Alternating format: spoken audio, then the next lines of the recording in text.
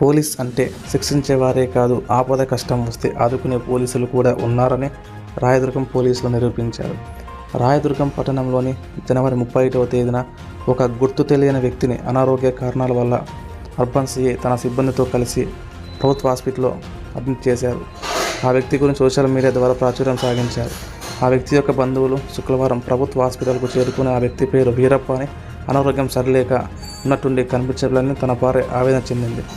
అతను అనారోగ్య కారణాల వల్ల చనిపోగా తమ ఊరైన బళ్ళారికి తీసుకెళ్లే స్తోమత తమకు లేదని మృతుని భార్య ఆవేదన వ్యక్తం చేసింది. సిఐ జయనాయక్ తన సిబ్బందితో కలిసి హాస్పిటల్ అంబులెన్స్తో మాట్లాడి తన వంతు సాయంగా తన సంస్కారాలకు 5,000 రూపాయలు సహాయం అందించి దాతృత్వం చాటారు. అక్కడే ఉన్న ప్రజలు, రోగులు శబాష్ పోలీస్ అంటూ హర్షం వ్యక్తం చేశారు. సార్ నా భర్తని చూసుకుంటా ఎక్కడ బాకీ దొరకలేదు సార్. ఆమె ఎప్పుడు ఆసుపత్రిలో తెచ్చి అడ్మిట్ చేసినారంట సార్. నిన్న తెలిసింది. మేము వచ్చి మా భర్తకి మేము ఎత్తుకెళ్తున్నాం సార్. సార్ వాళ్ళు అంతగా డాక్టర్ వాళ్ళకి అంతా కలిసి మనకి 5,000 ఇది చేసినారు సార్. అంబులెన్స్ వాళ్ళకి కూడా కానీ చెప్పినారు సార్ తీసుకెళ్ళండి. అందరికీ ధన్యవాదాలు సార్. పోలీసు వాళ్ళకి అంతా ధన్యవాదాలు సార్.